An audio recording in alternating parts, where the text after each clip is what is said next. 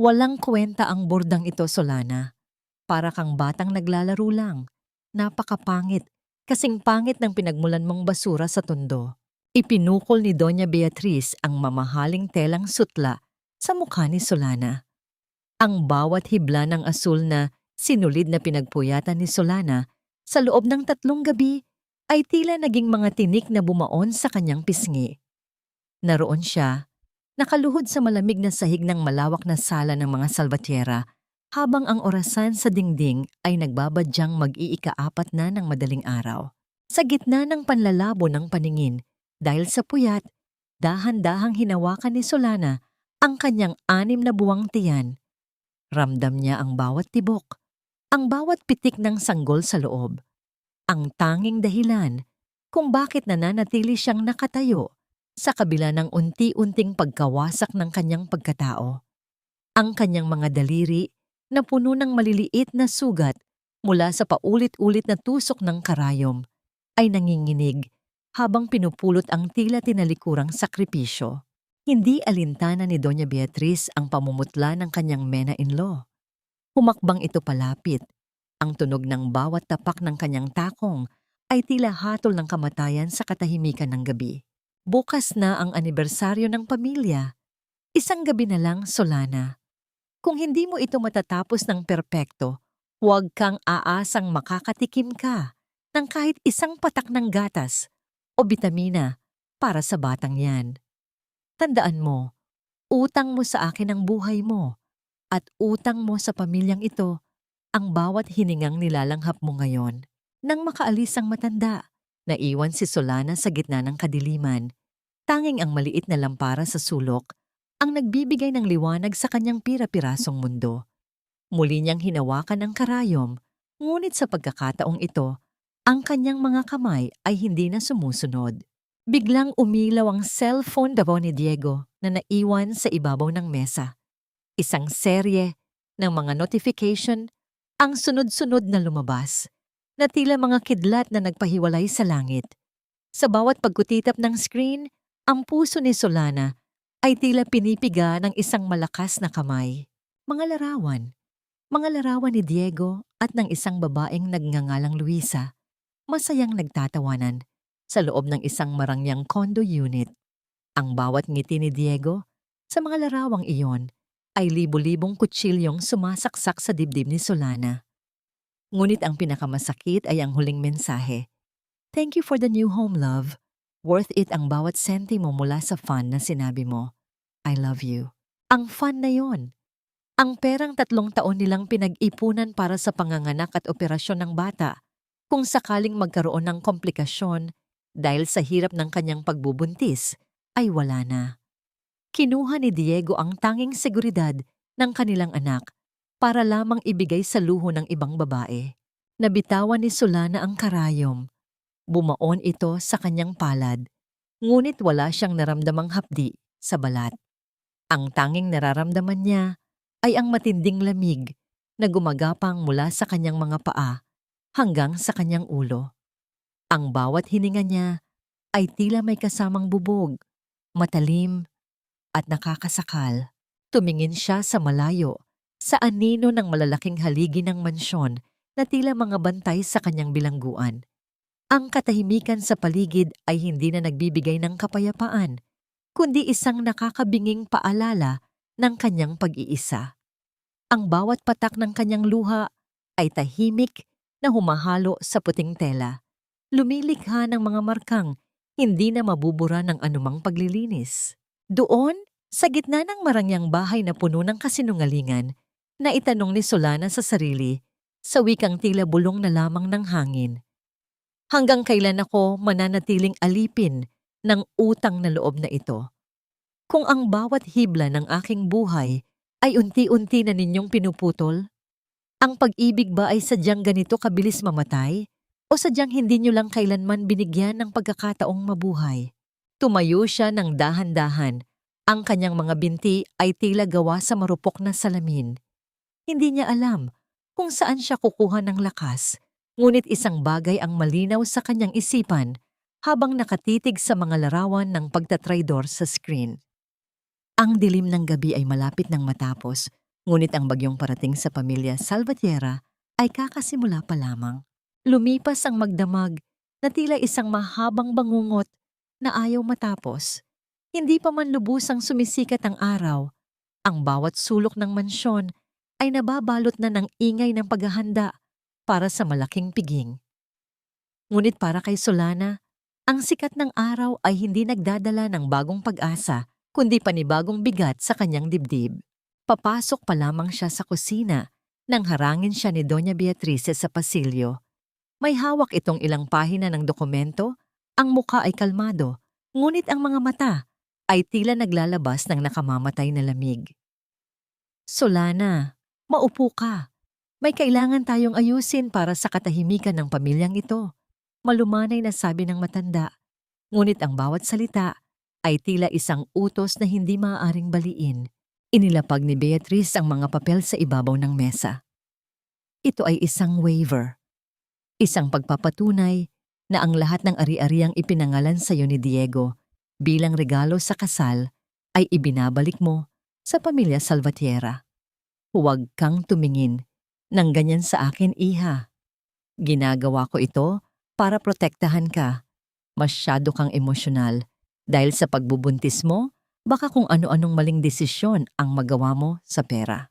Nanginginig ang mga kamay ni Solana habang tinitingnan ang dokumento. Pero mama, ito na lang ang tanging nakalaan para sa kinabukasan ng apo niyo. Bakit kailangang bawiin pati ang mga ito? Isang mapait na ngiti ang sumilay sa labi ni Beatrice. Humilig siya palapit kay Solana, sapat na upang maamoy ni Solana ang mamahaling pabango nito na tila sumasakal sa kanyang hininga. Huwag mong kalimutan kung saan ka nanggaling, Solana. Kinuha kita sa putika ng Tondo. Pinakain, binihisan, at binigyan ng pangalang hindi mo kailanman mararating kung hindi dahil sa amin. Iyan ba ang sukli mo sa utang na loob mo? Ang maging gahaman? Ang salitang utang na loob ay tila isang tanikalang muling humigpit sa leeg ni Solana. Sa bawat paghinga niya, nararamdaman niya ang bigat ng nakaraan, ang mga bayarin sa ospital ng kanyang ina na binayaran ng mga Salvatierra, ang edukasyong tinapos niya dahil sa kanila. Sa ilalim ng matalim na tingin ng kanyang biyenan, kinuha ni Solana ang panulat.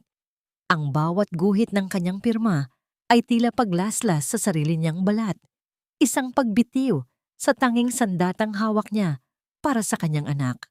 Bago pa man matuyo ang tinta sa papel, bumukas ang malaking pinto ng mansyon. Pumasok si Diego at sa tabi niya ay isang babaeng may taglay na ganda ngunit puno ng kapangahasan sa bawat galaw. Si Luisa. Ma'am, this is Luisa, my new personal assistant. Siya ang hahawak ng lahat ng schedules ko mula ngayon, pati na ang pag-aayos para sa party mamaya. Walang pakundangan na pagpapakilala ni Diego. Hindi man lang tiningnan ni Diego ang kanyang asawa. Ang kanyang mga mata ay nakatuon lamang kay Luisa, na tila ba ang babaeng ito ang sentro ng kanyang mundo. Lumapit si Luisa kay Solana, ang kanyang mga hakbang ay puno ng kumpiyansa na tila siya ang tunay na may-ari ng bahay.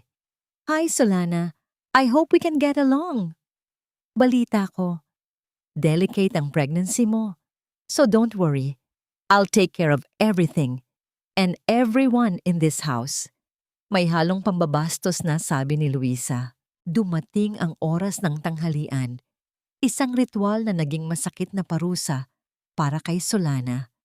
Nakaupo siya sa dulo ng mahabang mesa, pinagmamasdan si Doña Beatriz na personal na naglalagay ng pinakamasustansyang bahagi ng tinola sa plato ni Luisa.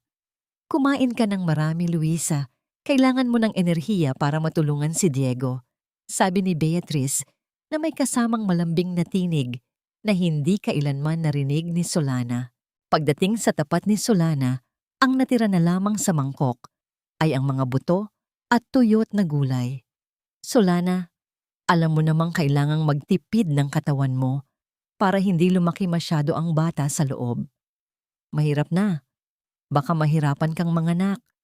Dagdag ng matanda habang nakatingin ng diretso sa kanya. Nanuyo ang lalamunan ni Solana.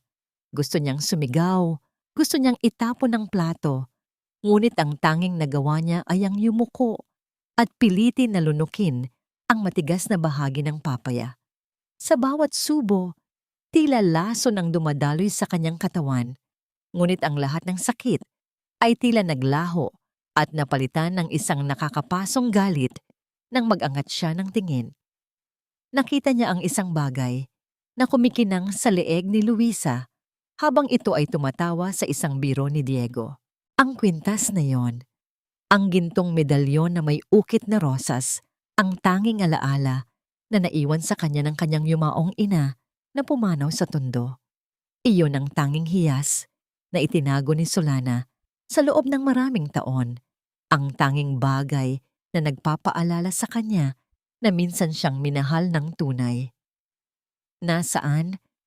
Nasaan ang kwintas mo, Luisa? Pautal-utal na tanong ni Solana. Ang kanyang boses ay nanginginig sa takot at puot. Hinawakan ni Luisa ang medalyon at hinarap si Solana nang may mapang-uyam ng ngiti. Ah, ito ba? Bigay ito sa akin ni Diego kaninang umaga. Sabi niya, nakita niya lang daw ito sa drawer, nakatambak at maalikabok. Sayang naman kung hindi gagamitin ng taong mas karapat-dapat, di ba? Tumingin si Solana kay Diego, nagbabaka sakaling may makita siyang kahit katiting nahiya o pagsisisi sa mga mata nito. Ngunit ang tanging nakita niya ay ang kawalan ng pakialam. It's just a necklace, Solana. Huwag mong gawan ng drama ang maliit na bagay. Isipin mo na lang na bayad mo yan sa lahat ng sakit ng ulo na ibinibigay mo sa amin. Malamig na sabi ni Diego bago muling bumaling kay Luisa. Ang mundo ni Solana ay tila huminto sa pag-ikot. Ang huling piraso ng kanyang gunita, ang huling hibla ng kanyang pagkatao, ay ninakaw at ibinigay sa babaeng sumira ng kanyang pamilya. Nararamdaman niya ang pagdaloy ng mainit na luha sa kanyang pisngi. Ngunit kasabay nito ay ang isang kakaibang pakiramdam sa kanyang sinapupunan, isang malakas na sipa mula sa kanyang anak, na tila nagsasabing hindi na ito ang oras para umiyak. Tinitigan ni Solana ang tatlo, ang biyenang mapagpanggap, ang asawang traidor, at ang kabit na mapangapi. Sa ilalim ng mesa, ang kanyang mga kamay ay mahigpit na nagkuyom hanggang sa bumaon ang kanyang mga kuko sa kanyang palad. Hindi lang ito isang kwintas, Diego. Bulong ni Solana sa kanyang sarili habang ang apoy ng paghihiganti ay unti-unting nagliliyab sa kanyang mga mata. Iyan ang huling bagay na kinuha niyo sa akin at sinisiguro ko, iyan din ang huling pagkakataong makikita niyo akong lumuluhat po.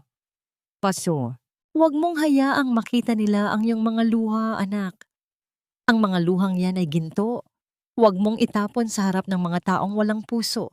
Ang bulong na yon ni Manang Rosa ay tila isang mainit na kumot sa gitna ng nagyayelong gabi. Naroon si Solana sa madilim na sulok ng kusina, nakatitig sa basong gatas na inilapag ng matandang katiwala sa kanyang harap. Alam ni Solana na mahigpit na ipinag-utos ni Doña Beatrice na huwag siyang bigyan ng anumang espesyal na pagkain, ngunit si Manang Rosa, na naging saksi sa lahat ng kanyang paghihirap simula nang pumasok siya sa mansyong yon, ay laging gumagawa ng paraan. Salamat, Manang. Mahinang tugon ni Solana. Ininom niya ang gatas, nararamdaman ng init na dumediretso sa kanyang nanlalamig na katawan. Bakit niyo pa po ito ginagawa? Baka mapahamak lang kayo kapag nalaman ni Mama. Hinawakan ni Manang Rosa ang nanginginig na kamay ni Solana. Ang kanyang mga palad ay magaspang, puno ng mga marka ng pagsisilbi sa loob ng maraming dekada, ngunit ang haplos nito ay puno ng katapatan. Dahil nakikita ko sa iyo ang sarili ko noong bata pa ako, Solana. At dahil alam kong may dala kang anghel na walang kasalanan, ubusin mo iyan. Pagkatapos ay lumabas ka sa hardin. May naghihintay sa iyo sa likod ng malaking puno ng nara. Kumaba ang dibdib ni Solana. Sa gitna ng ganoong klaseng sitwasyon, ang salitang naghihintay ay nagdadala ng takot at pag-asa ng magkasabay. Dahan-dahan siyang tumayo, inaalalayan ang kanyang mabigat na tiyan at tahimik na lumabas patungo sa malawak na hardin ng mga salbatyera. Ang amoy ng basang lupa at mga bulaklak ng ilang-ilang ay sumalubong sa kanya. Sa ilalim ng anino ng dambuhalang puno ng nara, isang figura ng lalaki ang dahan-dahang lumitaw mula sa kadiliman. Siya ay si Gabriel, ang lalaking matagal nang nagpapadala ng mga lihim na mensahe sa kanya. Ang abogadong tila anino na laging nakasunod sa bawat galaw ng Apex. "Ma'am Solana," bati ni Gabriel. Ang kanyang boses ay malalim, kalmado, at puno ng respeto na hindi kailanman naramdaman ni Solana mula sa kanyang asawa. Hindi siya lumapit ng husto, nananatili sa isang distansyang ligtas at disente. "Humingi ako ng paumanhin sa ganitong paraan ng pagkikita, ngunit ang oras ay hindi na natin kakampi." "Bakit ka narito, Gabriel? Delikado ang ginagawa mo," kabadong sabi ni Solana habang patingin-tingin sa mga bintana ng mansyon.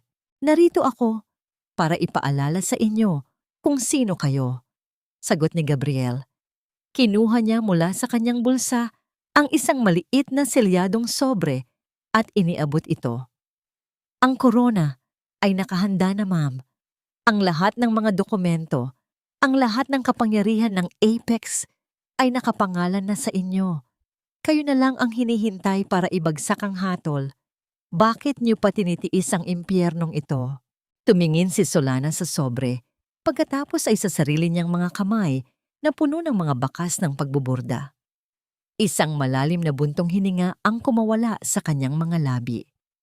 "Ang anak ko, Gabriel. Natatakot ako para sa kanya. Kung lalaban ako ngayon, baka gamitin nila ang bata laban sa akin. Gusto ko lang na maipanganak siya ng ligtas, kahit na kailanganin kong lunukin ang lahat ng pang-aapi nila. Ang kaligtasan ng bata ay hindi makukuha sa pamamagitan ng pananahimik, Ma'am Solana," madiing sabi ni Gabriel. "Habang nananatili kayong nakayuko, lalo nilang hihigpitan ang pagkakasakal sa inyo. Ang Apex ay hindi lamang pera. Ito ang iyong kalasag.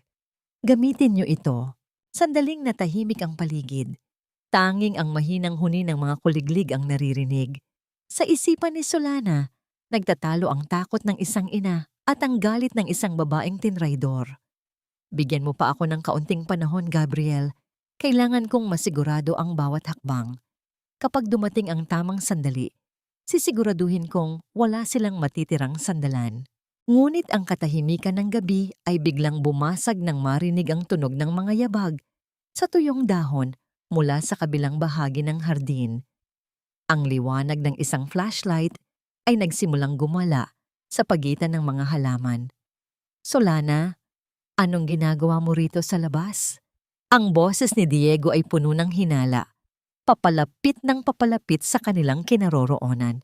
Mabilis na umatras si Gabriel pabalik sa makapal na anino ng mga puno. "Tandaan niyo, Ma'am Solana, isang tawag niyo lang, tatapusin natin ang lahat ng ito. Huling bulong nito, bago tuluyang maglaho sa dilim." Mabilis na itinago ni Solana ang sobre sa loob ng kanyang maluwag na duster. Hinarap niya si Diego, pilit na pinapakalma ang kanyang mabilis na tibok ng puso. "Hindi ako makahinga sa loob, Diego. Gusto ko lang kumuha ng sariwang hangin," sabi ni Solana. Pilit na pinapatatag ang kanyang boses. Lumapit si Diego. Ang kanyang mukha ay madilim sa ilalim ng liwanag ng buwan. Hinawakan niya ang braso ni Solana nang mahigpit. Ang kanyang mga mata ay naniningkit habang inililibot ang tingin sa paligid ng puno ng nara. "Sariwang hangin. O may iba kang nakikita rito?" Usisa ni Diego, ang amoy ng alak sa kanyang hininga ay humahalo sa amoy ng gabi. "Huwag mong subukang lokohin ako, Solana. Alam mo kung anong kayang gawin ni Mama sa mga taong nagtatraidor sa amin." Inilapit ni Diego ang kanyang mukha sa mukha ni Solana. Ang kanyang pagkakahawak sa braso nito ay lalong humigpit na tila ba isang bakal na rehas na unti-unting dumudurog sa buto. "Sino ang kausap mo rito? Sagot. Bibigyan kita ng huling pagkakataon, Solana. Sino ang kausap mo rito sa dilim?" Ang boses ni Diego ay parang lason na unti-unting kumakalat sa malamig na hangin. Ang kanyang pagkakahawak sa braso ni Solana ay sapat na upang mag-iwan ng mga pasa. Isang tahimik na paalala ng kanyang kalupitan. Pinilit ni Solana na huwag manginig. Ang sobrang ibinigay ni Gabriel ay tila nagbabaga sa loob ng kanyang duster. Bawat segundo ay tila isang taon. Wala akong kausap, Diego. Ang ingay sa loob ng bahay, ang tawanan ninyo ni Luisa. Hindi ko na matiis. Gusto ko lang ng katahimikan. Isang malakas na tawa ang kumawala sa mga labi ni Diego. Isang tawang walang bahid ng saya.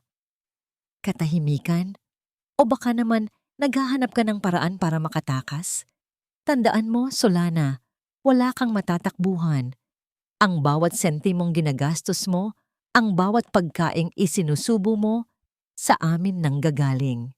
Binitawan niya ang braso ni Solana ng padaskol, dahilan upang mapahawak ang babae sa puno ng nara para hindi matumba. Pumasok ka na sa loob. Ayaw ni Mama na may pakalat-kalat na basura sa labas, lalo na't darating ang mga board members bukas. Pagpasok sa loob ng mansyon, ang ingay ng mga kagamitang inilalatag para sa piging ay tila isang mabilis na martilyo sa ulo ni Solana. Sa gitna ng sala, nakatayo si Doña Beatriz habang tinitingnan ang isang listahan sa kanyang tablet. Sa tabi nito ay si Luisa, na tila isang reynang naguutos sa mga katulong. "Ah, narito na pala ang ating mahal na manugang," sabi ni Beatriz nang hindi man lang nag-aangat ng tingin. "Diego, asikasuhin mo ang mga tawag mula sa Apex." Sinabi ng mga mediators na may sagot na raw ang chairman tungkol sa hiling nating 50 milyong dolyar na loan. Lumiwanag ang mukha ni Diego. "Talaga, Ma? Kapag nakuha natin ang perang iyon, hindi na natin kailangang magtiis sa mga utang na iniwan ni Papa. Mabibili na natin ang lahat ng gusto natin. At higit sa lahat," dagdag ni Luisa habang hinihimas ang kwintas na ninakaw mula kay Solana, "mapapalayas na natin ang mga taong pabigat lamang sa pamilyang ito. Hindi ba, Solana?" Hindi kumibo si Solana. Tumuloy siya paakyat sa itaas. Ang bawat hakbang ay puno ng bigat. Ngunit bago siya makapasok sa kanyang kwarto, narinig niya ang mahinang usapan ni na Beatriz at Diego sa paanan ng hagdan. Ang kanilang mga boses ay tila mga ahas na nagbubulungan sa dilim. "Mama, paano kung manganak na si Solana bago natin makuha ang loan? Baka maging hadlang ang bata sa mga plano natin," tanong ni Diego. "Huwag kang mag-alala, anak," sagot ni Beatriz. Ang boses ay puno ng nakakatakot na katiyakan. "May mga dokumento na akong inihanda. Sa oras na lumabas ang batang iyan, pipirma si Solana sa papeles na nagbibigay sa atin ng buong legal custody. Pagkatapos, maaari na siyang bumalik sa Tondo. Mag-isa. Ang batang iyan ay magiging alas natin para sa mga susunod pang investment. Hindi natin hahayaang ang isang babaeng galing sa kanal ang humawak sa tagapagmana ng mga salbatyera." Napansin ni Solana na tila tumigil ang pagtibok ng kanyang puso. Ang malamig na pawis ay namuo sa kanyang noo habang nakikinig sa planong paghiwalayin sila ng kanyang anak. Dahan-dahan siyang pumasok sa kanyang silid at isinara ang pinto ng walang tunog. Sa ilalim ng liwanag ng isang maliit na lamp, kinuha niya ang sobre mula sa kanyang duster. Ngunit bago niya ito mabuksan, may napansin siyang isang puting papel na nakaipit sa ilalim ng kanyang pintuan, isang kopya ng medical report na tila naiwan o sadyang ipinakita sa kanya. Binasa niya ang mga nakasulat dito. Ang kanyang mga mata ay nanlaki sa sindak. Hindi lamang legal custody ang plano nilang kunin. Nakasaad sa dokumento ang isang elective procedure na gagawin sa oras ng kanyang panganganak. Isang operasyon na hindi niya pinahihintulutan. Isang operasyon na magsisiguradong hindi na siya kailanman magkakaroon ng isa pang anak at maaaring maglagay sa kanya sa isang kondisyong hindi na siya makakapagsalita o makakalaban pa habang buhay. Hindi na maampat ang panginginig ng mga kamay ni Solana. Hawak niya ang dokumentong tila unti-unting bubura sa kanyang pangalan, karapatan, at dignidad.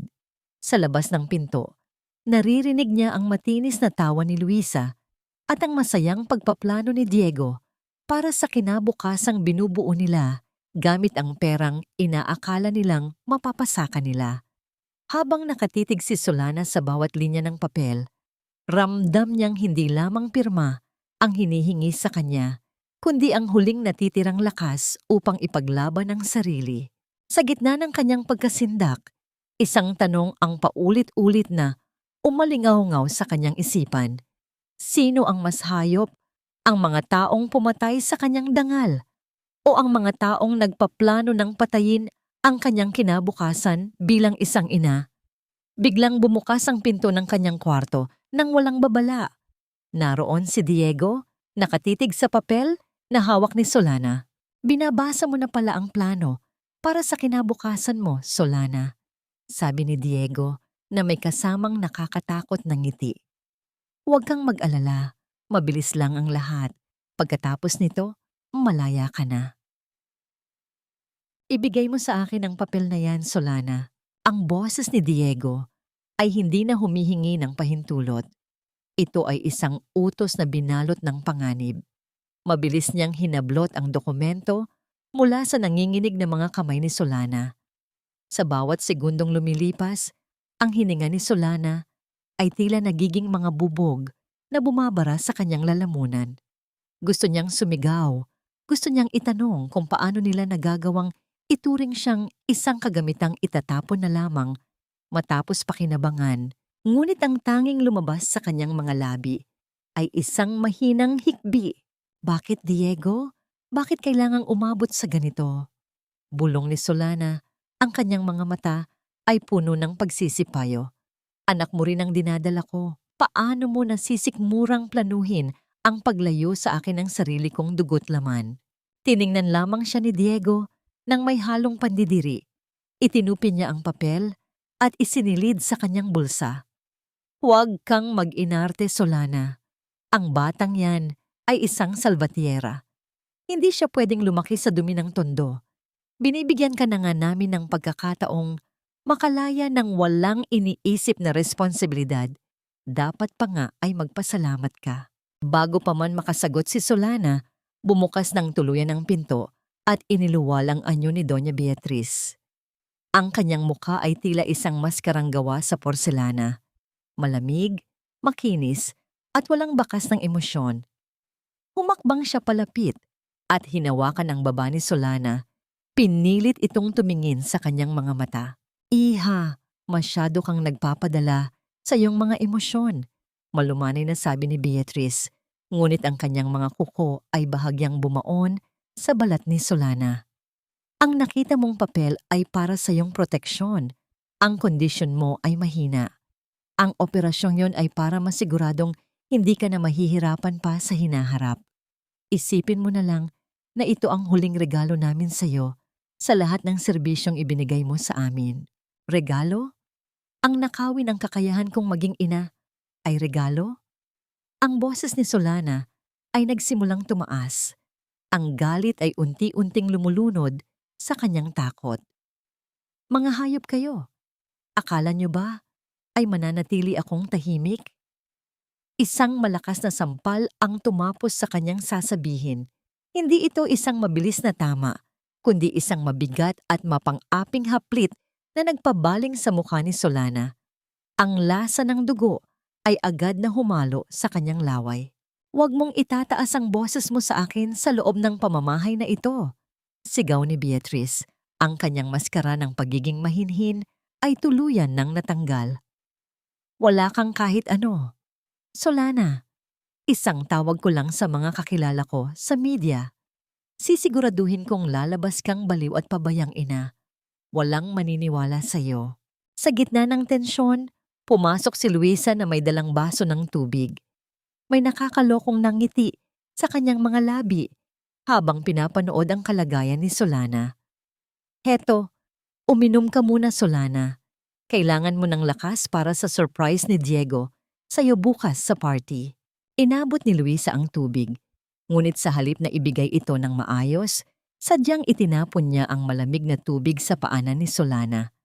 Ang pagbagsak ng baso sa sahig ay lumikha ng isang matalim na tunog na tila hudyat ng simula ng kanyang mas malalang pagdurusa. "Oops, my bad," wika ni Luisa habang tumatawa ng mahina. "Linisin mo na lang yan pagkatapos mong umiyak." Naiwan si Solana sa sahig. Basang-basa ang laylayan ng kanyang duster at duguang ang labi. Pinanood niya ang tatlo habang lumalabas ng silid at nilock ang pinto mula sa labas. Ang tunog ng pag-ikot ng susi ay tila huling pako sa kanyang kabaong. Sa katahimikan ng kwarto, muling naramdaman ni Solana ang isang malakas na sipa mula sa kanyang tiyan. Parang sinasabi ng kanyang anak na, "Inay, huwag kang susuko." Dahan-dahan niyang inabot ang ilalim ng kanyang unan kung saan nakatago ang maliit na piraso ng papel na may numero ni Gabriel. Ngunit ang kanyang puso ay tila tumalon nang makarinig siya ng mahinang kaluskot mula sa likod ng kanyang bintana. Ang mga kurtina ay bahagyang humawi at isang kamay ang pilit na binubuksan ng trangka mula sa labas. Ang kanyang paghinga ay bumilis. Sino ang naroon? Ang mga tauhan ba ni Beatrice na may balak ng tapusin siya ngayon? O ang huling pag-asa na kanyang hinihintay? Biglang bumukas ang bintana at ang amoy ng gabi ay pumasok sa silid. Isang boses na hindi pamilyar, ngunit puno ng pagmamadali ang bumulong mula sa dilim. "Ma'am Solana, kailangang nating umalis ngayon din." Nalaman nila ang tungkol sa Apex. Nanlaki ang mga mata ni Solana. Paano nila nalaman? At sino ang taong ito na tila alam ang kanyang pinakamalalim na lihim? Bago pa siya makakilos, ang tunog ng papalapit na mga yabag ni Diego sa pasilyo ay muling narinig, kasabay ng malakas na pagbukas ng lock ng pinto. Mabilis na pinihit ni Solana ang kanyang katawan palayo sa bintana. Ang kanyang puso ay tila isang tambol na nagwawala sa loob ng kanyang dibdib. Sa isang iglap, muling naglaho ang anino sa labas, tila isang panaginip na binura ng liwanag. Kasabay nito ang pagbukas ng pinto at ang pagpasok ni Diego, na ang mga mata ay mabilis na lumilibot sa bawat sulok ng silid. "Bakit bukas ang bintana? Sinong kinakausap mo?" tanong ni Diego. Ang kanyang boses ay puno ng hinala habang mabilis na lumalapit sa kinaroroonan ni Solana. Pinilit ni Solana na panatilihing kalmado ang kanyang mukha, kahit na ang kanyang mga tuhod ay tila gawa sa marupok na kawayan. "Masyadong mainit dito sa loob, Diego. Hindi niyo ba napapansin? Pakiramdam ko ay nasasakal ako sa bahay na ito." Huminga ng malalim si Diego at isinara ang bintana ng may puwersa bago hinarap ang asawa. Sa pagkakataong ito, wala ang galit sa kanyang mukha. Sa halip, isang nakakatakot na kalmado ang bumalot sa kanyang mga mata. Isang pekeng pag-aalala na mas masakit pa sa isang sampal. "Pasensya na kanina, Solana. Alam mo namang pagod lang kaming lahat sa paghahanda para sa party," sabi ni Diego habang dahan-dahang hinahaplos ang pisngi ni Solana na namumula pa rin mula sa sampal ni Beatrice. "Ayaw lang ni Mama na ma-stress ka. Kaya bukas, pagkatapos ng party, may kinuha kaming espesyal na doktor. Siya ang mag-aalaga sa'yo hanggang sa manganak ka. Doon ka muna sa rest house natin sa Tagaytay. Mas tahimik doon, mas malayo sa gulo." Naramdaman ni Solana ang panlalamig ng kanyang buong katawan. Ang rest house sa Tagaytay ay liblib at malayo sa kabihasnan. Alam niya ang ibig sabihin nito, isang magarang kulungan kung saan maaari nilang gawin ang kahit anong gusto nila nang walang makakakita.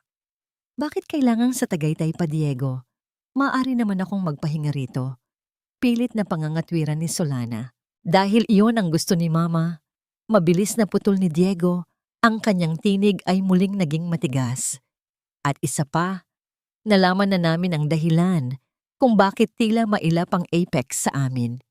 May nagpapadala raw ng mga maling impormasyon sa kanila tungkol sa pananalapi ng pamilya Salvatierra, isang traidor mula sa loob. Tinitigan ni Diego si Solana ng matagal, tila sinusubukang basahin ang bawat guhit ng kanyang mukha. Huwag mong sabihing may alam ka tungkol dito, Solana. Dahil kung malaman naming ikaw ang sumisira sa pagkakataon naming makuha ang loan na yon, hindi ko na alam kung anong magagawa ni Mama sa'yo. Nang makaalis si Diego, dahan-dahang napaupo si Solana sa gilid ng kama. Ang banta ay malinaw. Hindi pa nila alam na siya ang chairman, ngunit alam nilang may gumagalaw laban sa kanila. Ang taong nasa bintana kanina, si Ruben, ang dating driver na tinulungan niya noon, ay narinig marahil ang pag-uusap ni na Beatrice tungkol sa paglilinis sa mga taong humaharang sa loan. Kinuha ni Solana ang maliit na sobrang ibinigay ni Gabriel na naiwan sa sahig. Sa loob nito ay may isang maliit na susi at isang address sa tundo. Isang simpleng sulat ang nakalakip. Ang iyong nakaraan ang magliligtas sa iyong hinaharap. Huwag kang matakot bumalik sa pinagmulan mo. Ngunit paano siya makakatakas? Ang bawat pinto ay may gwardiya. Ang bawat bintana ay may nakamasid. At higit sa lahat, ang kanyang katawan ay unti-unti nang bumibigay dahil sa stress at kakulangan ng sustansya. Kinabukasan, ang araw ng malaking piging ay dumating. Ang buong mansyon ay puno ng mga bulaklak, mamahaling alak, at ang mapanghusgang mga mata ng mataas na lipunan ng Pilipinas. Pinilit si Solana na magsuot ng isang asul na gown, ang mismong gown na pinagpuyatan niyang burdahin. Ngunit sa halip na magmukhang reyna, tila siya isang bilanggo na pinalamutian para sa isang palabas. Habang nag-aayos sa harap ng salamin, pumasok si Luisa na suot ang isang pulang-pulang gown na tila nangaasar. Muli nitong hinawakan ang kwintas ni Solana. Bagay sa akin, di ba? Pang-uuyam ni Luisa. Huwag kang mag-alala. Solana, mamaya sa harap ng lahat, ipapakita namin kung sino talaga ang karapat-dapat sa pangalang Salvatierra. May inihandang video si Doña Beatrice para sa special tribute sa iyo. Siguradong hinding-hindi mo ito malilimutan. Isang malamig na kaba ang bumalot kay Solana. Anong video ang sinasabi mo? Yung video kung saan makikita ang tunay mong pagkatao bago ka kinuha sa tondo. Yung mga sikretong pilit mong itinago kahit kay Diego. Tumatawang sabi ni Luisa bago tuluyang lumabas ng silid. Naiwan si Solana na nakatingin sa sariling refleksyon. Ang kanyang mga mata ay puno ng takot, ngunit sa kaibuturan ng kanyang puso, isang desisyon ang nabuo. Kung sisirain nila ang kanyang dangal sa harap ng lahat, wala na siyang dahilan para manahimik pa. Ang Golden Jubilee Party ay nagsimula na. Ang mga sikat na politiko at negosyante ay nagsimulang dumating. Sa gitna ng kislap ng mga kamera at tunog ng marangyang musika, nakita ni Solana si Gabriel sa malayo. Tumango ito ng bahagya. Isang senyas na ang lahat ay handa na. Ngunit bago pa makahakbang si Solana pababa ng hagdan, isang matalim na sakit ang gumuhit sa kanyang puson. Ang kanyang paningin ay nagdilim at ang huling nakita niya ay ang nakakatakot na ngiti ni Doña Beatriz na nakatingin sa kanya mula sa ibaba ng hagdanan. Ang bawat kislap ng mga kristal na chandelier sa malawak na ballroom ay tila mga bituing nangaasar sa madilim na kalagayan ni Solana. Habang ang tunog ng masayang musika ay bumabalot sa paligid, isang matalim at nakakaputok ugat na sakit ang gumuhit mula sa kanyang puson hanggang sa kanyang likuran. Napakapit siya ng mahigpit sa railings ng hagdanan. Ang kanyang mga kuko ay tila ibig bumaon sa mamahaling kahoy. Sa ibaba, nakita niya ang anyo ni Doña Beatriz. Ang matanda ay nakasuot ng kulay gintong gown, hawak ang isang baso ng champagne at may suot ng ngiting tila isang manununggab na naghihintay sa kanyang biktima. Nang magtama ang kanilang mga mata, hindi man lang nagbago ang ekspresyon nito. Tila ba alam niya ang bawat pintig ng sakit na nararamdaman ng kanyang manugang. Solana, iha, bakit ka tumitigil dyan? Ang boses ni Beatrice ay umalingaw-ngaw sa gitna ng bulungan ng mga bisita. Halina rito. Ang lahat ay naghihintay na makita ang milagrong dala mo sa aming pamilya. Pinilit ni Solana na humakbang pababa. Bawat tapak ay tila paglalakad sa ibabaw ng mga nagbabagang uling. Ang kanyang paningin ay bahagyang lumalabo, ngunit pilit niyang itinuon ang kanyang atensyon sa kinaroroonan ni Gabriel sa madla. Nakita niya ang pag-aalala sa mga mata ng abogado, ngunit alam niyang hindi ito maaaring kumilos ng basta-basta. Nang makarating siya sa paanan ng hagdan, agad siyang sinalubong ni Diego at Luisa. Hinawakan ni Diego ang kanyang siko, hindi para alalayan, kundi para masiguradong hindi siya makakaalis sa tabi nito. Ayusin mo ang mukha mo, Solana, bulong ni Diego. Ang boses ay matigas at walang bahid ng awa. Ang mga kamera ay nakatutok sa atin. Huwag mong ipahiya ang pamilya ko. Diego, masakit ang tiyan ko. Kailangan ko ng doktor. Nanghihinang pakiusap ni Solana. Isang mapait na tawa ang kumawala kay Luisa. Doktor? Ngayon pa? Masyadong magaling ang timing mo para mag-eksena, Solana. Pero pasensya na, hindi uubra ang drama mo ngayon. Sa gitna ng pagtitipon, umakyat si Doña Beatriz sa entablado. Ang lahat ng ilaw ay nakatutok sa kanya. Ang katahimikan ay bumalot sa bulwagan. Tanging ang mahinang tunog ng paghinga ni Solana ang naririnig sa kanyang sariling pandinig. Mga kaibigan, mga kasosyo sa negosyo, ngayong gabi ay hindi lamang anibersaryo ng aming pamilya, panimula ni Beatrice. Gusto rin naming ipakita sa inyo ang tunay na kwento ng babaeng dinala namin mula sa kadiliman patungo sa liwanag ng aming pangalan. Isang tribute para sa aming manugang upang malaman ninyo kung gaano kalaki ang utang na loob na dapat niyang tanungin sa amin. Lumiwanag ang malaking LED screen sa likod ni Beatrice. Ang unang lumabas ay mga larawan ni Solana noong siya ay nasa tondo pa, marusing, payat, at tila isang ligaw na pusa sa kalsada. Kasunod nito ang mga video ng kanyang pamilya na sadyang inedit upang magmukhang mga kriminal at manggaganso. Ang mga bulungan ng mga bisita ay nagsimulang lumakas, puno ng panghuhusga at pang-uuyam. Tingnan ninyo, patuloy ni Beatrice, habang ang screen ay nagpapakita na ngayon ng mga pekeng dokumentong nagsasabing nagnakaw si Solana sa kaban ng pamilya Salvatierra noon pa man. Ito ang babaeng pinagkatiwalaan namin. Isang ahas na pinatira namin sa aming dibdib. Nararamdaman ni Solana ang matitinding tingin ng mga tao. Ang kahihiyan o hiya ay tila isang malakas na agos na lumulunod sa kanya. Ngunit sa gitna ng kanyang paghihirap, nararamdaman niya ang isang kamay na humawak sa kanyang kabilang palad ng palihim. Si Manang Rosa yon, na kunwari ay nag-aabot ng tissue ngunit may kasamang mahigpit na pisil. Tandaan mo ang anak mo, Solana. Huwag kang susuko, bulong ng matanda, bago mabilis na lumayo. Sa isang iglap, tila naglaho ang sakit sa kanyang katawan at napalitan ng isang malamig at matalim na katinuan. Tiningnan niya ang screen, pagkatapos ay ang mapagmalaking mukha ni Doña Beatriz. Biglang namatay ang screen, ang mga bisita ay nagulat. Ang katahimikan ay muling bumalik, ngunit sa pagkakataong ito ay puno ng tensyon. Anong nangyari? Diego, tingnan mo ang technician. Utos ni Beatriz. Ang kanyang mukha ay nagsimulang kakitaan ng pagkataranta. Muling bumukas ang screen, ngunit hindi na ang video ni Solana ang lumabas. Isang serya ng mga bank statements, mga lihim na recording ng usapan ni Beatriz tungkol sa panloloko sa buwis, at ang listahan ng mga ari-ari ang kinuha nila nang iligal ang bumungad sa lahat.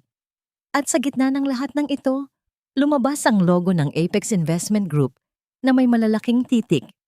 The debt is called, the chairman has arrived. Nanlaki ang mga mata ni Diego. Ano ito? Sino ang gumawa nito? Humiwalay si Solana sa pagkakahawak ni Diego. Tumayo siya ng tuwid. Ang kanyang mukha ay wala ng bakas ng takot. Tiningnan niya ang kanyang biyenan na ngayoy maputla pa sa papel. Ang tribute na ito ay para sa inyo, Mama. Madiing sabi ni Solana, ang kanyang boses ay umalingaw-ngaw sa buong ballroom. Upang malaman ng lahat kung gaano kailalim ang hukay na hinukay ninyo para sa inyong sarili. Bago pa man makasagot si Beatrice, lumapit si Gabriel sa entablado. Hawak ang isang legal na utos. Doña Beatrice Salvatierra sa ngalan ng Apex, ang lahat ng ari-ariang ito ay nasa ilalim na ng sequestration at bilang legal counsel ng chairman, tumigil si Gabriel at tumingin kay Solana. Ang lahat ng mga mata ay sumunod sa kanyang tingin. Nais kong ipakilala sa inyo ang tunay na may-ari ng Apex, ang babaeng tinawag ninyong basura, ngunit siya palang humahawak sa inyong mga hininga. Ang katahimikan sa loob ng ballroom ay tila isang mabigat na kumot na bumalot sa bawat hininga ng mga naroon. Ang mga kislap ng kamera na kanina ay nakatutok sa kahihiyan ni Solana ay biglang huminto. Ang bawat mata, mula sa mga pinakamakapangyarihang politiko hanggang sa mga tusong negosyante, ay nakapako sa babaeng kanina lang ay itinuring na basura, ngunit ngayoy nakatayo ng tuwid sa gitna ng entablado ng katotohanan. Anong kahibangan ito? Ang boses ni Doña Beatrice ay nanginginig, hindi dahil sa lungkot, kundi dahil sa matinding takot na unti-unting lumalamon sa kanyang pagkatao. Diego, tawagin mo ang mga gwardiya. Paalisin niyo ang abogadong yan. At ikaw, Solana, anong klaseng palabas ito? Akala mo ba ay maniniwala sila sa mga pekeng dokumentong yan? Humakbang si Diego palapit kay Solana. Ang kanyang mukha ay pulang-pula sa galit at kalituhan.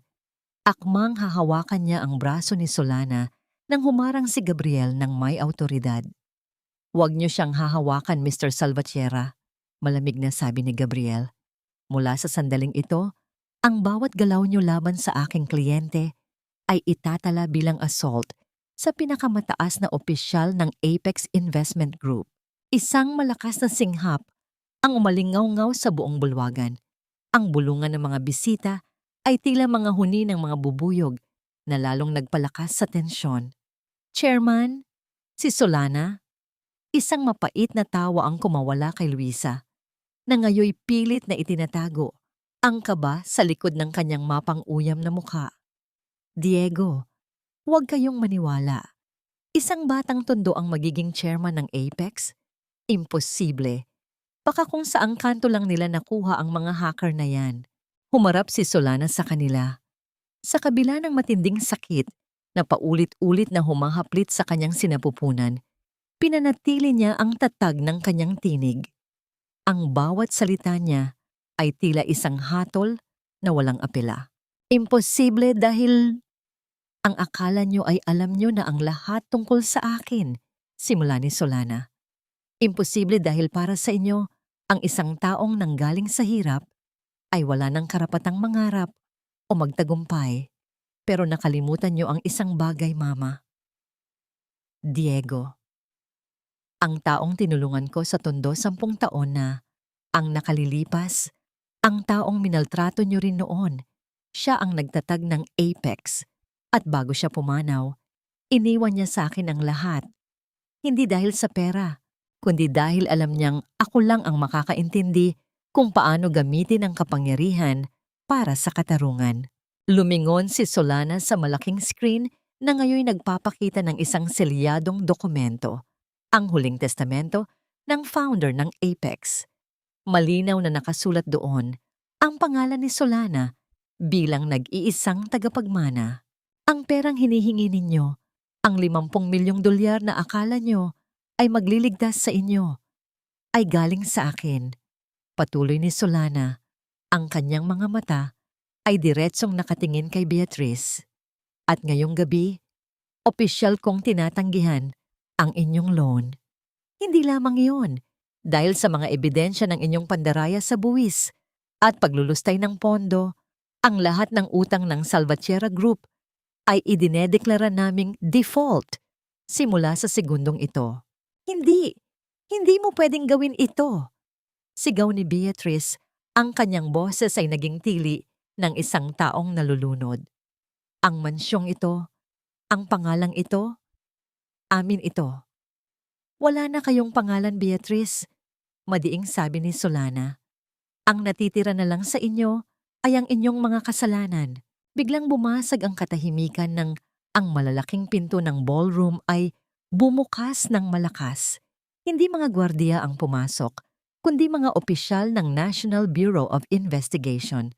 Ang tunog ng kanilang mga sapatos sa marmol na sahig ay tila mga yabag ng paparating na karma. Doña Beatriz Salvatierra at Mr. Diego Salvatierra, mayroon kaming warrant para sa inyong pag-aresto, kaugnay ng malakihang tax evasion at estafa.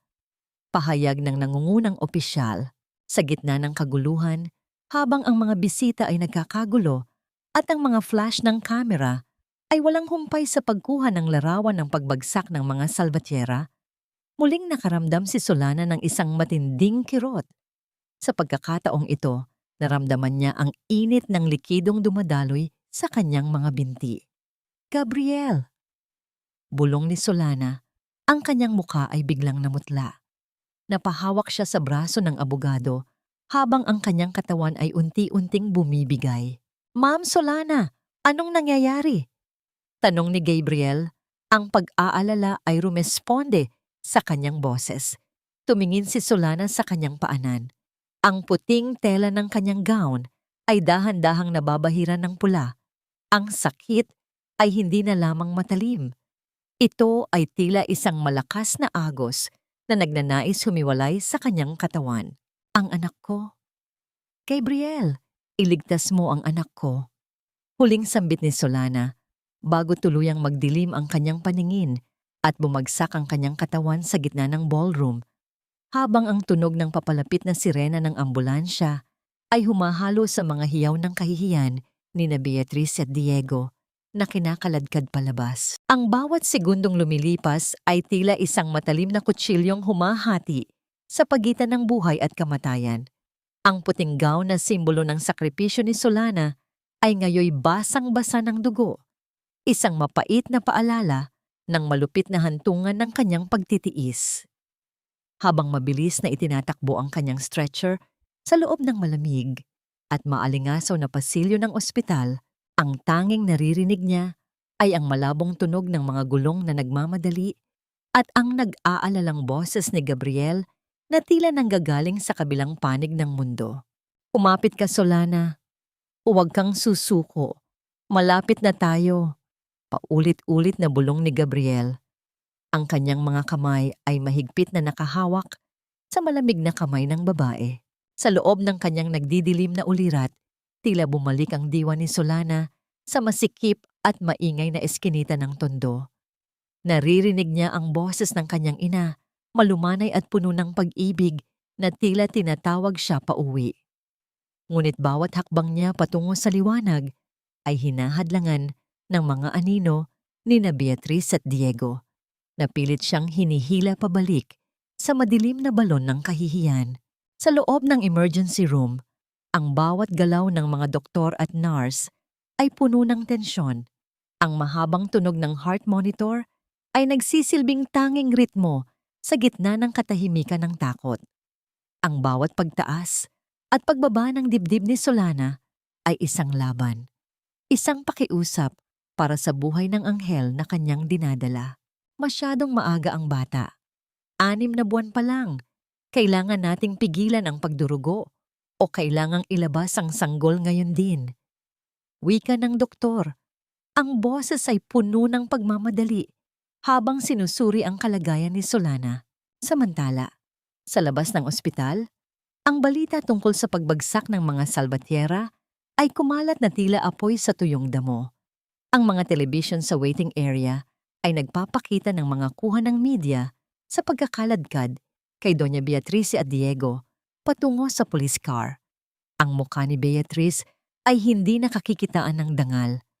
Ang kanyang gintong gown ay gusot-gusot at ang kanyang mga mata ay nanlilisik sa galit. habang sinisigawan ang mga reporter. Si Diego naman ay nakayuko. Tila isang basang sisiw na nawalan ng tuka, habang si Luisa ay nakitang mabilis na tumatakas mula sa mansyon, bit-bit ang mga alahas na ninakaw niya. Ngunit para kay Gabriel, na nakaupo sa isang silya sa labas ng operating room, ang lahat ng tagumpay na yon ay walang saysay kung mawawala si Solana. Nakatingin siya sa kanyang mga kamay na nabahiran pa rin ng dugo ni Solana.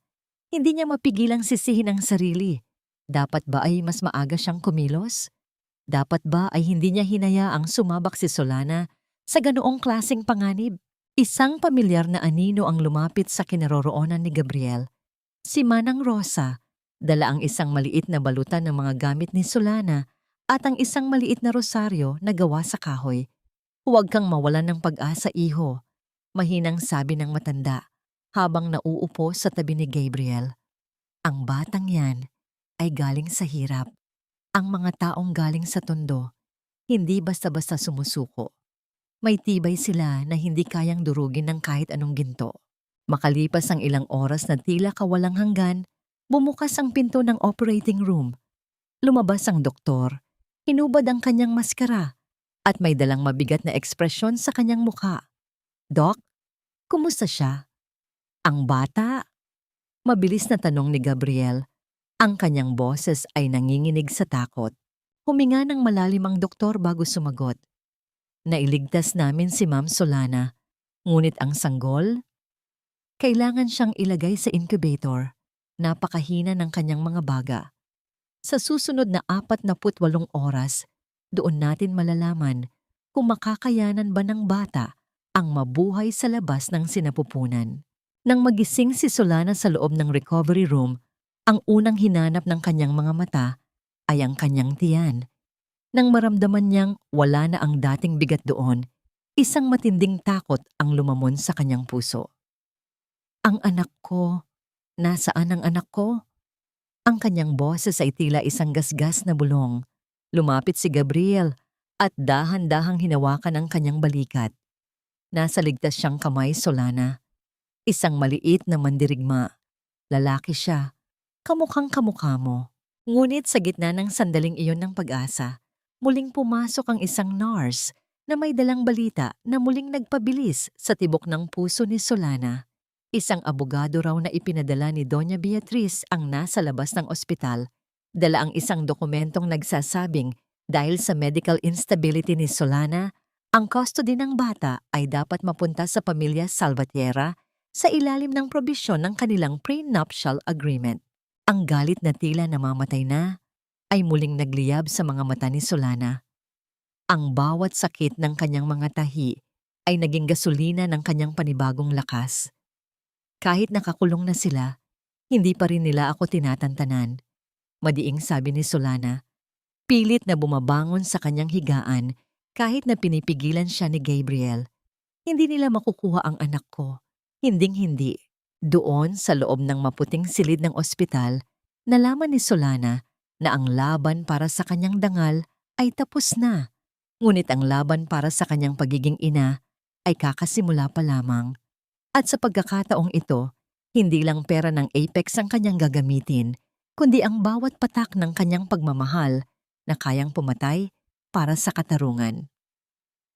Ang bawat pintig ng makinang nagbabantay sa tibok ng puso ni Solana ay tila isang mabagal na orasan na nagbibilang ng kanyang natitirang pasensya.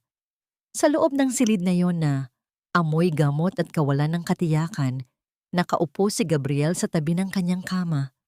Hawak ang isang makapal na folder na naglalaman ng mga bagong banta mula sa mga Salvatierra. "Hindi sila tumitigil, Gabriel," mahinang sabi ni Solana. Ang kanyang boses ay may bahid ng pait. Kahit nasa likod na sila ng mga rehas, tila ba ang kanilang mga kamay ay sapat pa ring mahaba para sakalin ako at ang anak ko. Hindi pa man nakakasagot si Gabriel nang bumukas ang pinto ng silid. Pumasok ang isang lalaking naka-Amerikana, may bitbit na briefcase at may mukhang tila gawa sa bato. Si Attorney Velez, ang matagal ng tagapagtanggol ng mga maruruming sikreto ni Doña Beatriz. "Ma'am Solana, Hindi ako naririto para makipag-away. Panimula ng abogado habang inilalapag ang isang dokumento sa ibabaw ng kumot ni Solana. Narito ako para ihatid ang mensahe ni Doña Beatrice. Ayon sa inyong prenuptial agreement, anumang bunga ng inyong pagsasama ni Mr. Diego Salvatierra ay automatikong mapupunta sa ilalim ng pangangalaga ng pamilya Salvatierra kung mapapatunayang ang ina ay walang sapat na kakayahang pinansyal o emosyonal para itaguyod ang bata. Isang mapait na tawa ang kumawala sa mga labi ni Solana. Kakayahang pinansyal. Attorney Velez, nakalimutan niyo na ba kung sino ang may-ari ng Apex?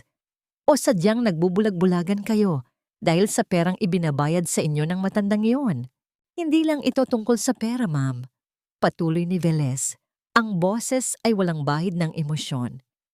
Ang inyong pinagmulan sa tondo, ang inyong kasaysayan ng psychological instability na isinaad ni Mr. Diego sa kanyang affidavit. Ang lahat ng yan ay sapat na basehan para sa korte. Ang bata ay nangangailangan ng pangalang Salvatierra para sa kanyang kinabukasan. Tumayo si Gabriel. Ang kanyang presensya ay tila isang pader na humarang sa pagitan ni Solana at ng abogado. Ang pangalang Salvatierra ay nauugnay na ngayon sa tax evasion at pandaraya, Attorney Velez. Kung ako sa inyo, mas mag-aalala ako sa disbarment case na ihahain ko laban sa inyo sa oras na ituloy nyo ang pananakot na ito. Nang makaalis ang abogado, ang katahimikan ay muling bumalik.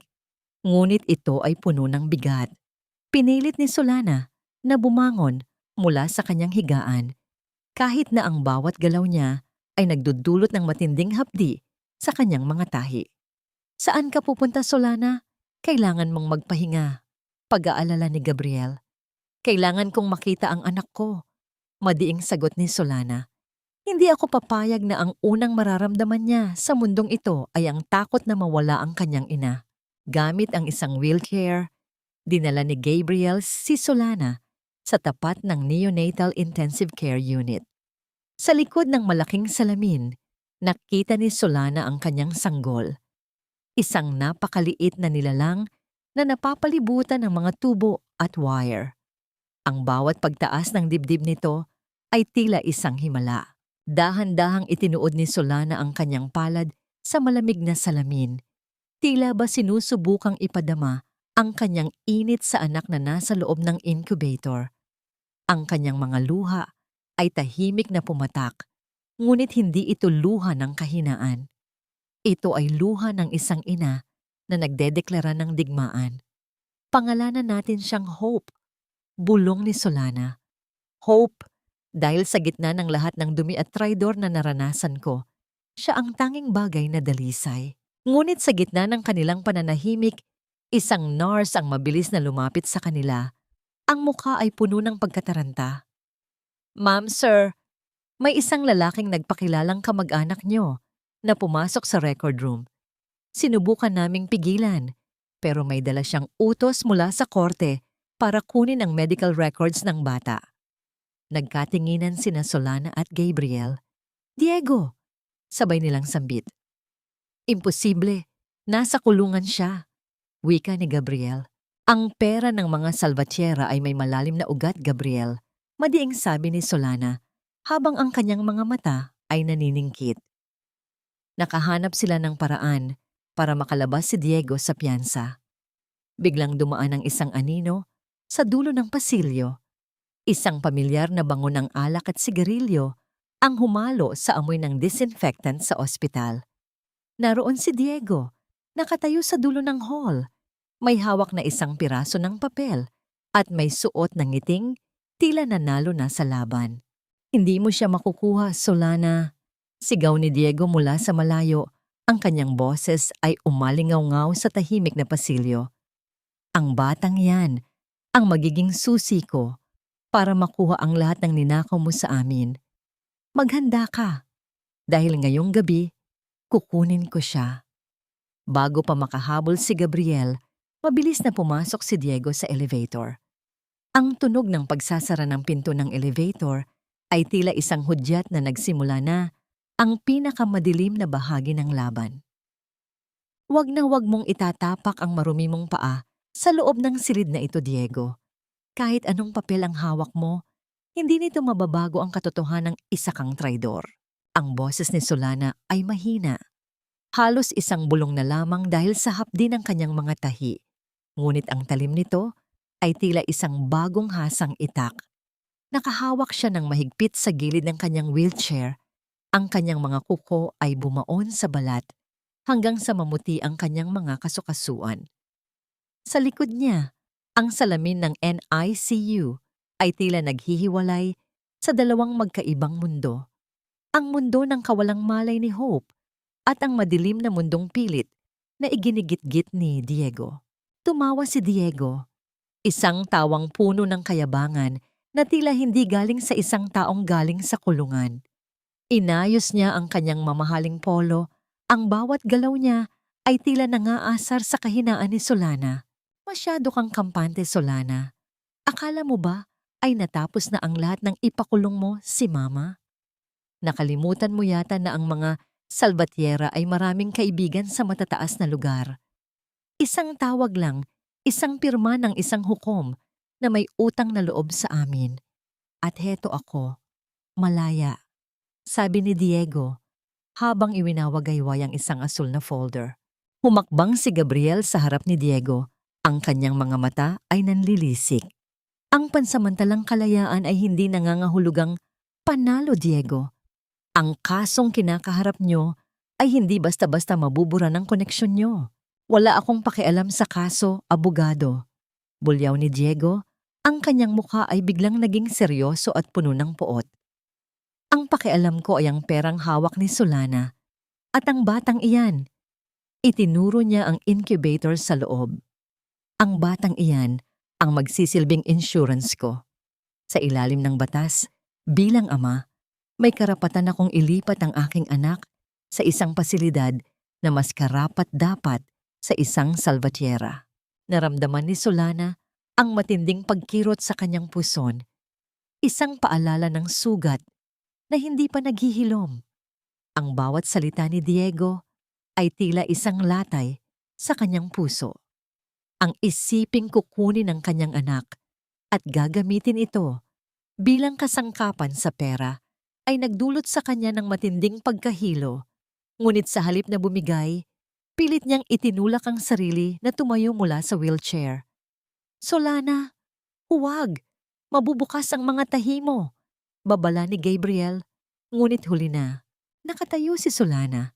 Nanginginig ang mga binti, ngunit ang mga mata ay nakapako kay Diego. Subukan mong hawakan ang anak ko, Diego. At tinitiyak ko sa iyo, huling gabi mo na itong makikita ang liwanag ng buwan. Ang Apex ay may kapangyarihang durugin ang bawat kumpanya, bawat bangko, at bawat taong tumulong sa iyo para makalabas. Gusto mong maglaro ng kapangyarihan? Sige, ubusin natin ang lahat ng mayroon ka. Ang tensyon sa pasilyo ay tila kuryenteng dumadaloy sa pagitan nila. Ang mga nurse at gwardiya sa paligid ay hindi malaman kung paano mamamagitan sa pagitan ng isang duguang ina at ng isang desperadong ama.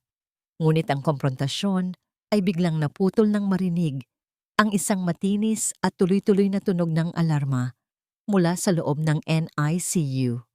Ang pulang ilaw sa ibabaw ng incubator ni Hope ay nagsimulang kumutitap ng mabilis. Ang baby! Ang heart rate ng baby bumabagsak! Sigaw ng isang nurse habang mabilis na tumatakbo papasok sa silid. Tila tumigil ang mundo ni Solana. Ang galit niya kay Diego ay biglang napalitan ng isang malamig at nakamamatay na takot. Napasandal siya sa salamin, ang kanyang mga mata ay nanunuyo habang pinapanood ang grupo ng mga doktor na nagkakagulo sa paligid ng kanyang maliit na anak. Hope, anak, wag. Bulong ni Solana, ang kanyang hininga ay naging mabilis at mababaw. Tumingin si Diego sa loob, pagkatapos ay kay Solana. Sa halip na mag-alala, isang nakakatakot na kaisipan ang gumuhit sa kanyang mukha. Kung mamamatay ang batang yan, Solana, wala ka ng hawak na alas laban sa akin. Bago pa makasagot si Solana, isang malakas na tunog ng pagbagsak ang narinig sa dulo ng pasilyo. Si Manang Rosa, na may dalang pagkain para kay Solana, ay nabitawan ng lahat nang makita ang kaguluhan. Ngunit hindi ang mga doktor ang tinitingnan niya, kundi ang isang lalaking nakauniforme ng ospital na palihim na lumalabas mula sa gilid ng record room. May bitbit na isang hiringgilya na wala ng laman. "Diego, anong ginawa niyo?" Sigaw ni Manang Rosa. Ang kanyang boses ay puno ng panginginig. Nalingat si Solana mula sa salamin at tumingin sa direksyon ng itinuturo ni Manang Rosa. Ang kanyang puso ay tila sasabog sa dibdib. Hindi lang pala custody ang gustong makuha ni Diego. Kung hindi niya makukuha ang yaman, handa siyang siguraduhin na walang matitira kay Solana, kahit ang pinakamahalagang hiyas ng buhay nito. "Gabriel, ang lalaking iyon! Huwag niyo siyang hayaang makatakas."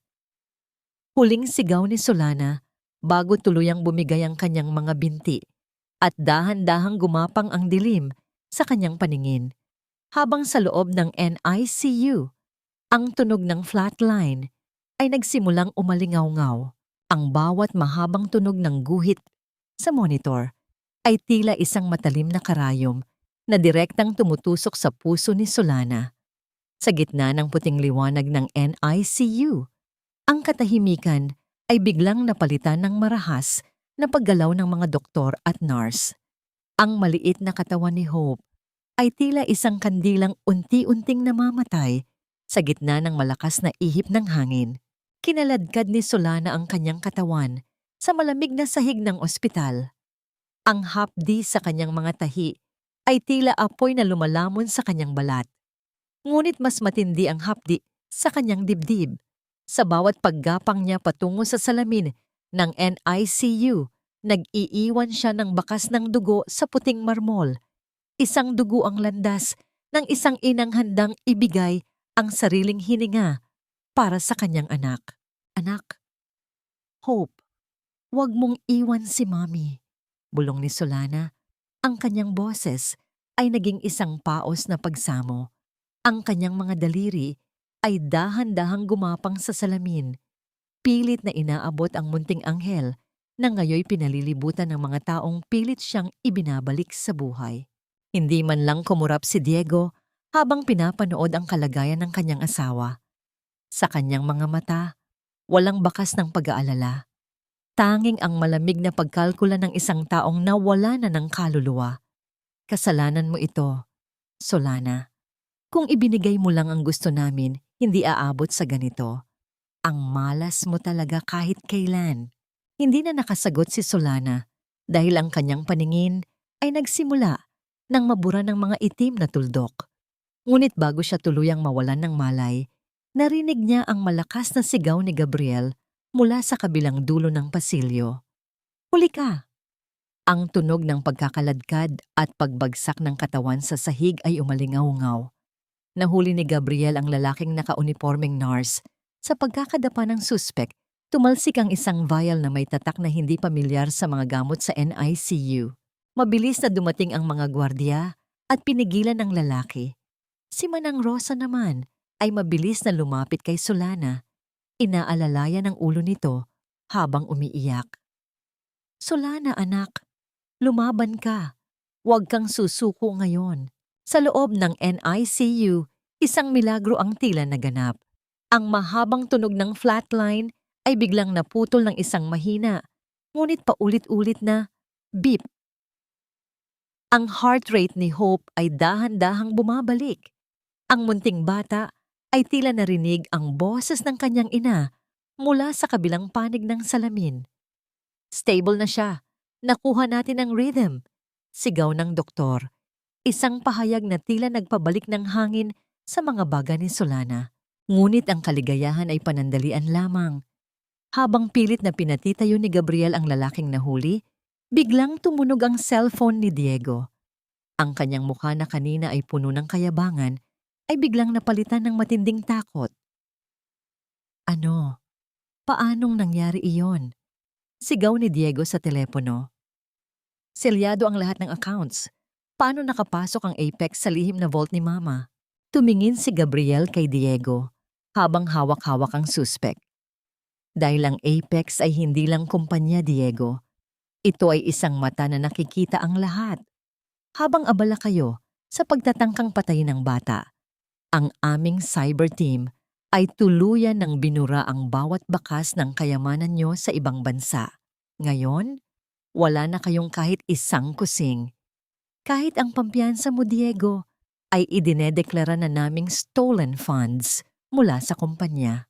Biglang bumukas ang elevator at lumabas ang mga pulis na sa pagkakataong ito ay may dalang mas mabigat na warrant. Mr. Diego Salvatierra, bukod sa mga naunang kaso, inaaresto ka namin sa tangkang pagpatay o attempted infanticide.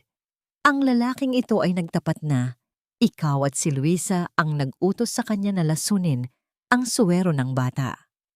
Namutla si Diego. Tumingin siya sa paligid, naghahanap ng matatakbuhan, ngunit wala na.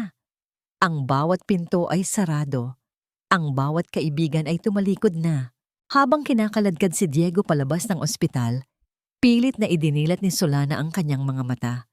Nakita niya ang kanyang asawa, ang lalaking minahal niya at naging dahilan ng kanyang paghihirap na ngayoy wala nang pinagkaiba sa basurang madalas nitong itawag sa kanya.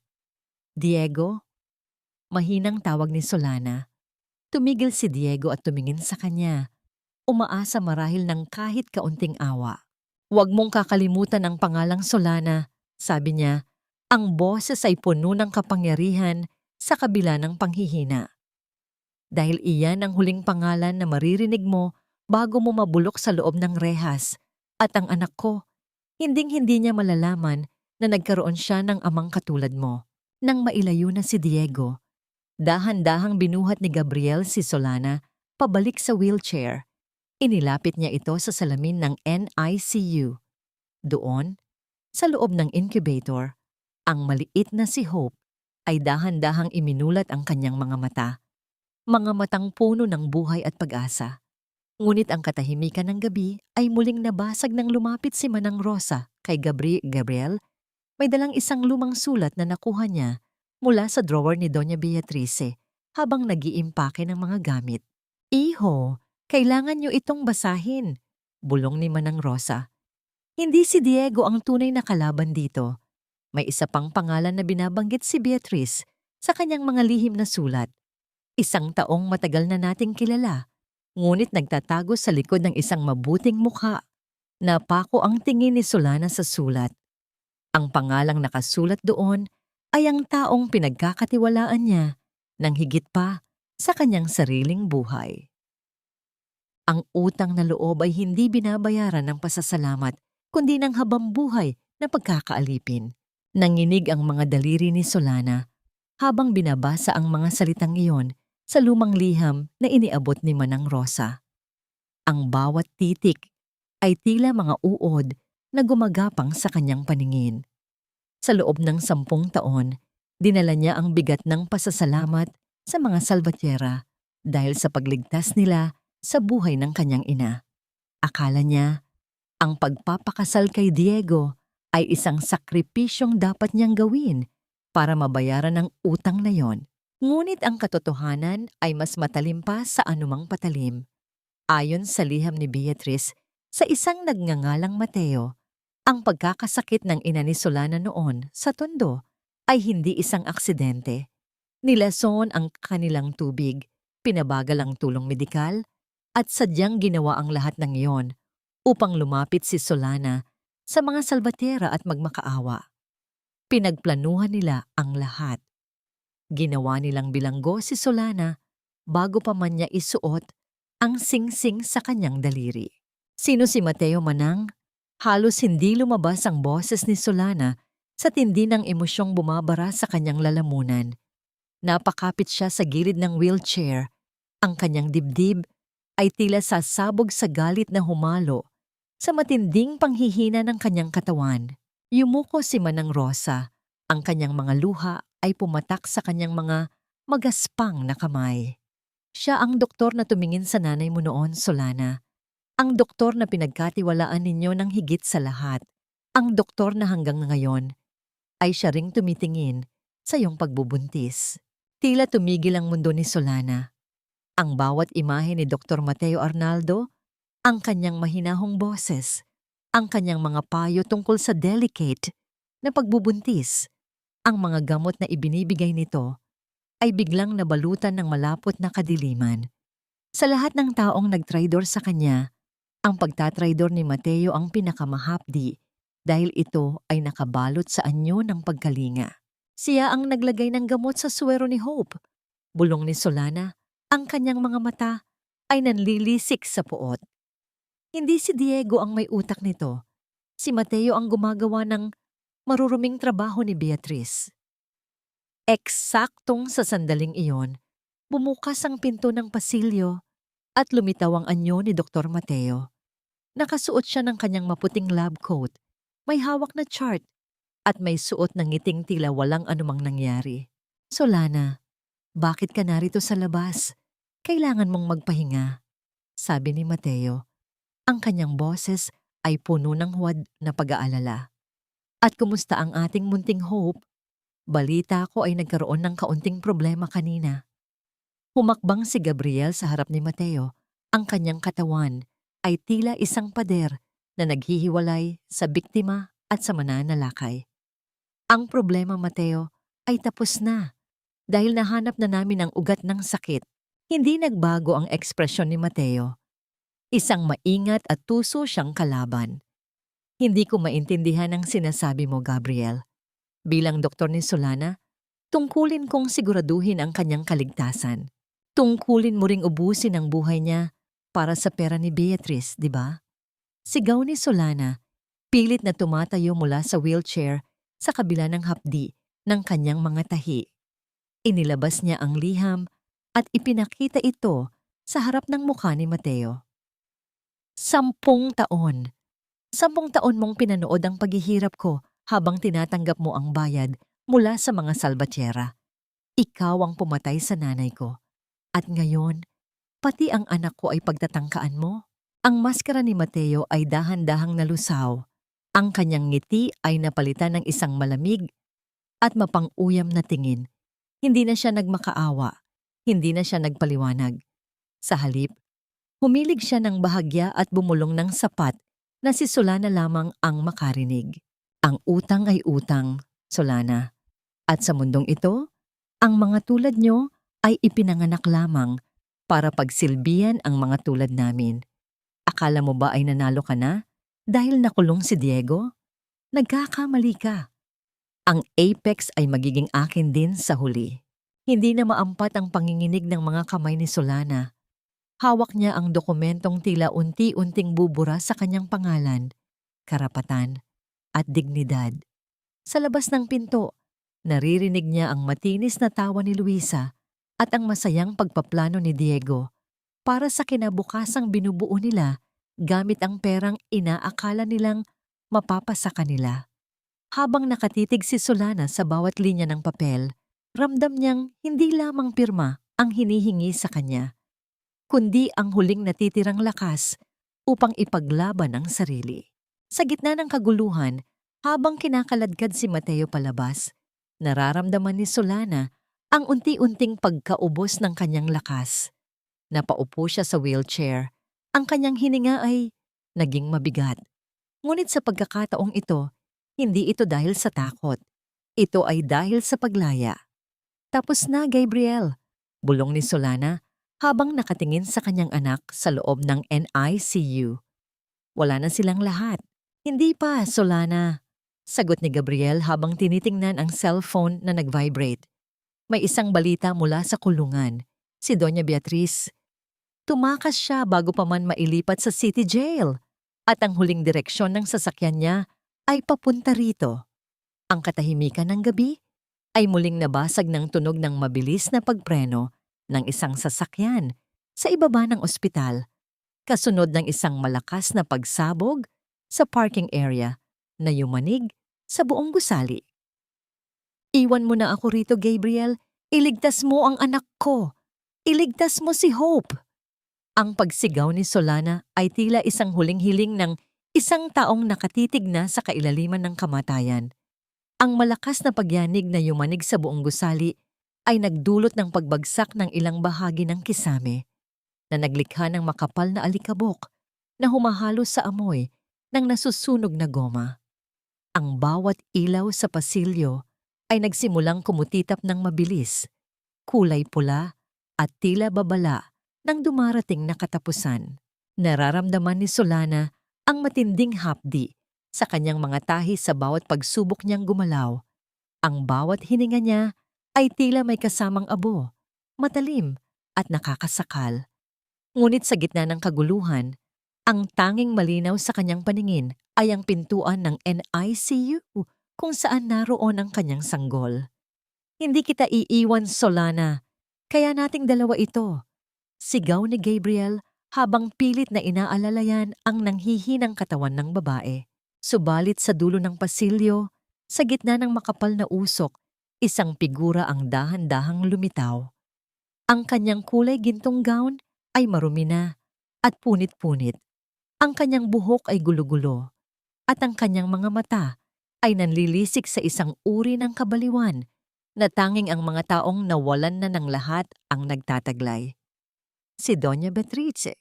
Akala niyo ba ay ganoon lang kadali iyon? Ang boses ni Beatrice ay tila isang gasgas na plaka, puno ng puot. Sinira niyo ang aking pamilya. Sinira niyo ang aking pangalan. Kung babagsak ang mga Salvatierra, sisiguraduhin kong kasama kayong susunog sa impyernong ito. May hawak na isang lighter si Beatrice at sa kabilang kamay ay isang bote ng kemikal na kinuha niya mula sa janitor's closet. Ang kanyang bawat hakbang ay pununo ng desperasyon. Ang batang iyan,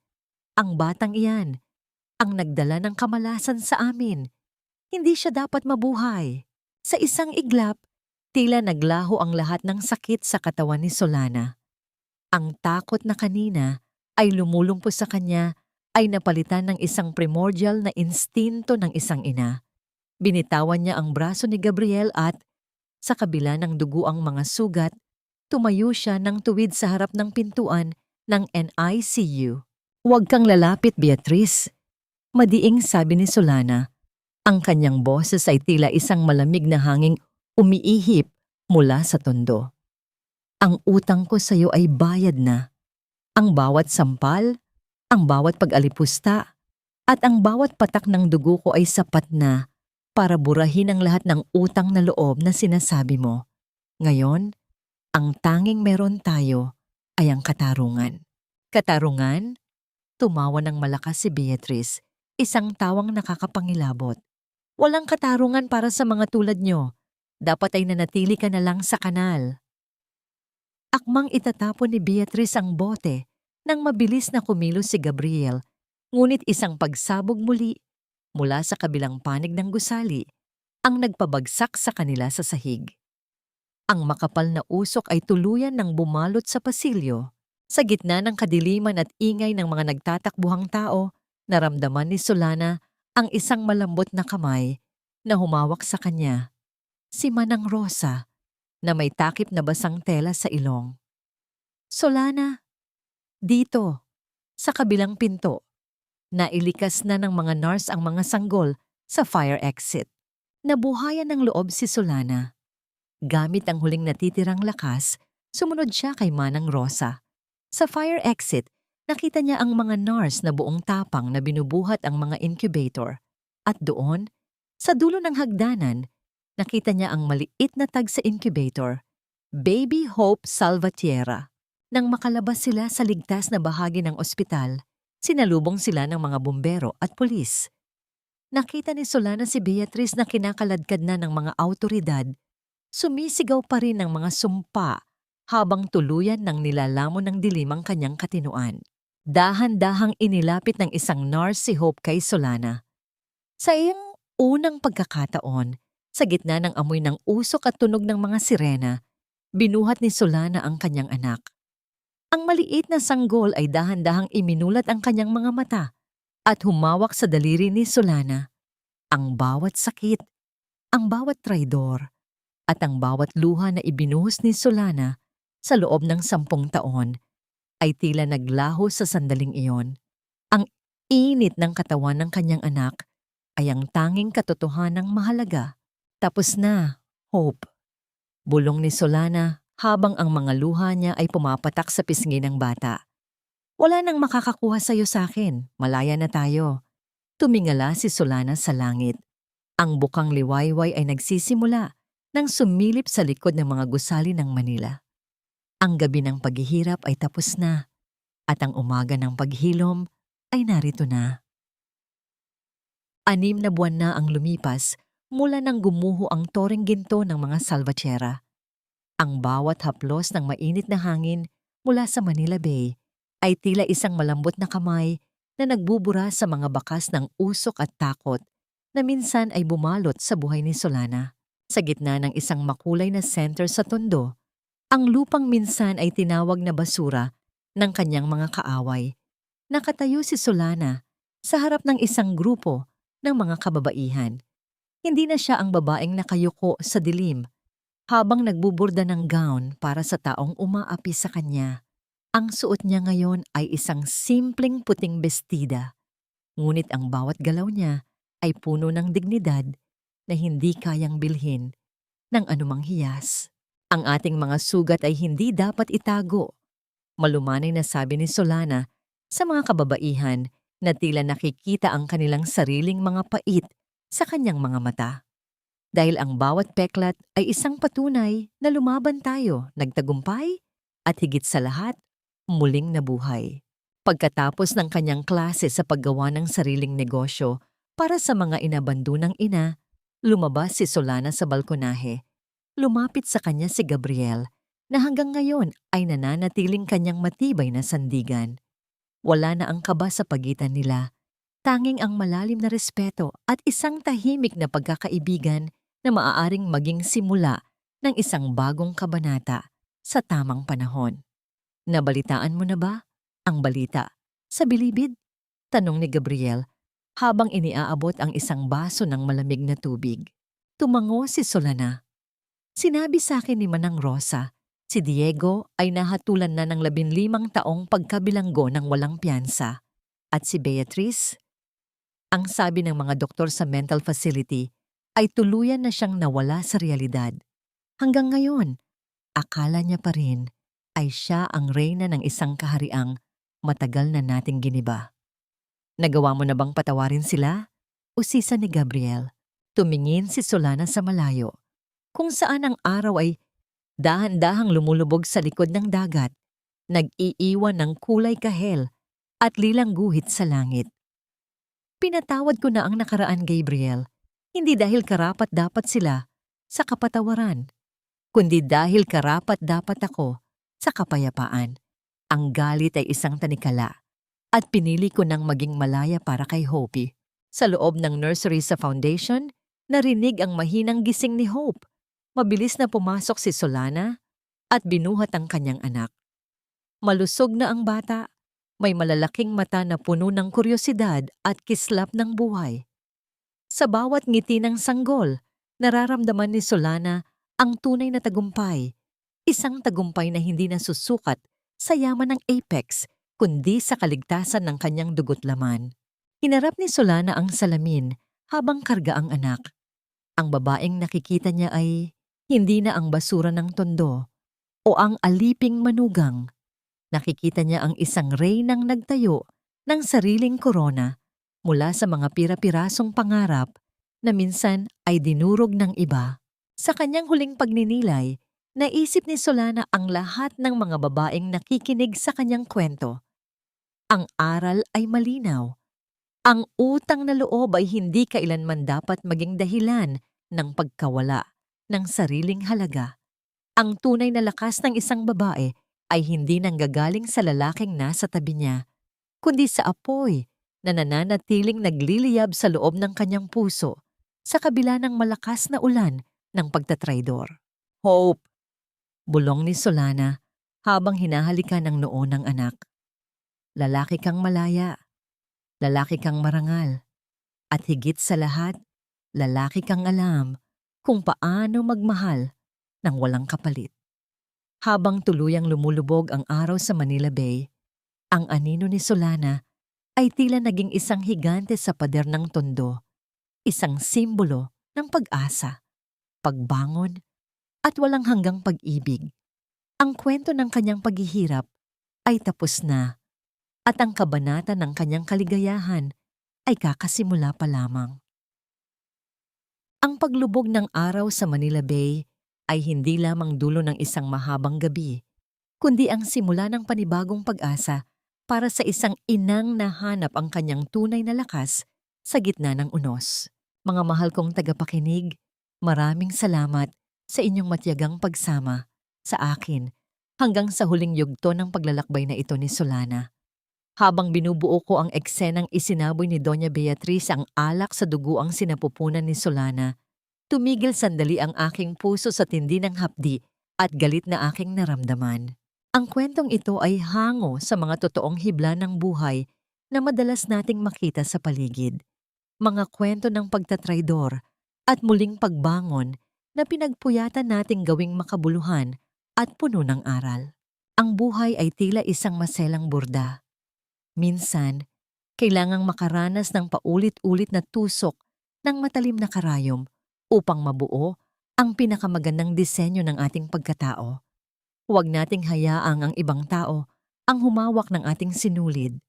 Tayo ang may-ari ng sarili nating obra at tayo ang magtatakda kung kailan matatapos ang ating pagdurusa.